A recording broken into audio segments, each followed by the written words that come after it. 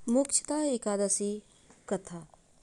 महाराज युधिष्ठिर ने कहा, हे भगवान, आप तीनों लोकों के स्वामी, सबको सुख देने वाले और जगत के पति हैं। मैं आपको नमस्कार करता हूँ। हे देव, आप सबके हितैषी हैं, अतः मेरे संशय को दूर कर मुझे बतलाइए कि मार्गशीर्ष एकादशी का क्या नाम है।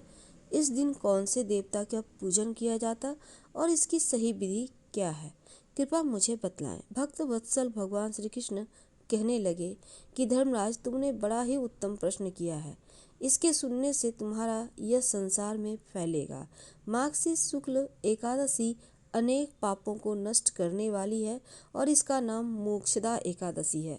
इस दिन दामोदर भगवान की धूप दीप नैवेद्य आदि से भक्ति पूर्वक पूजा करना चाहिए। और अब इस विषय में एक पुराणों की कथा मैं आपको सुनाता हूँ। गोकुल नाम के नगर में वैखानस नामक राजा राज्य करता था। उनके चारों जो वेदों के ज्ञाता ब्राह्मण रहते थे उनके राज्य में। वह राजा अपनी प्रजा का पुत्रवत पालन करता था। एक बार रात में राजा ने स्वप्न में देखा कि उसके पिता नरक में हैं। उन्हें बड़ा आश्चर्य हुआ।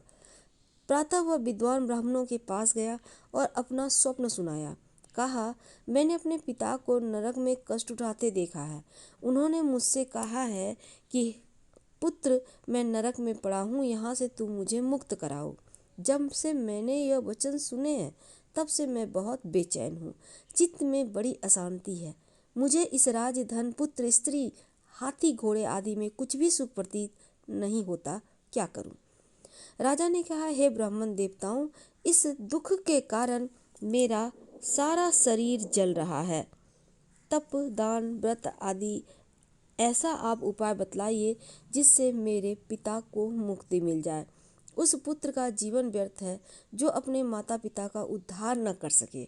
एक उत्तम पुत्र जो अपने माता पिता तथा पूर्वजों का उद्धार करता है, वह 1000 मूर्ख पुत्रों से अच्छा है।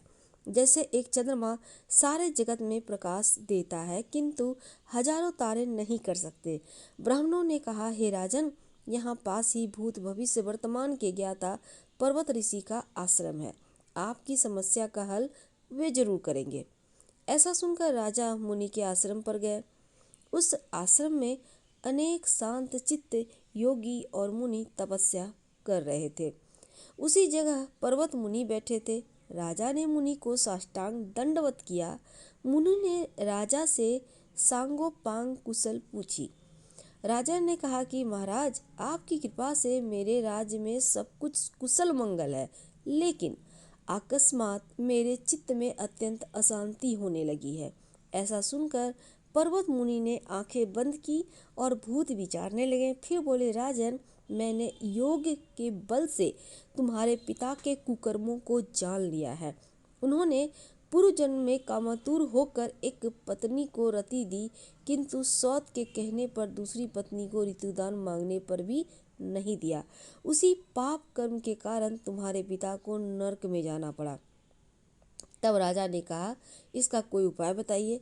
मुनि ने कहा, हे राजन, आप मार्गशीर्ष एकादशी का उपवास करें और उस एक उपवास के पुण्य को अपने पिता को संकल्प कर दे। इसके प्रभाव से आपके पिता की अवश्य नरक से मुक्ति होगी।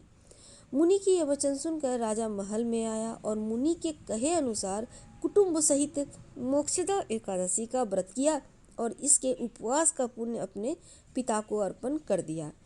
इसके प्रभाव से उसके पिता को मुक्ति मिल गई और स्वर्ग में जाते हुए वे पुत्र से कहने लगे, हे पुत्र, तेरा कल्याण हो।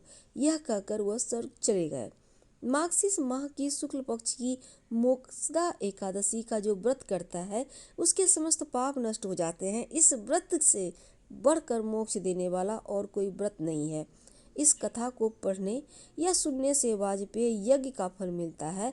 यह व्रत मोक्ष देने वाला तथा चिंतामणि के समान सब कामनाएं पूर्ण करने वाला है। हर हर महादेव। धन्यवाद।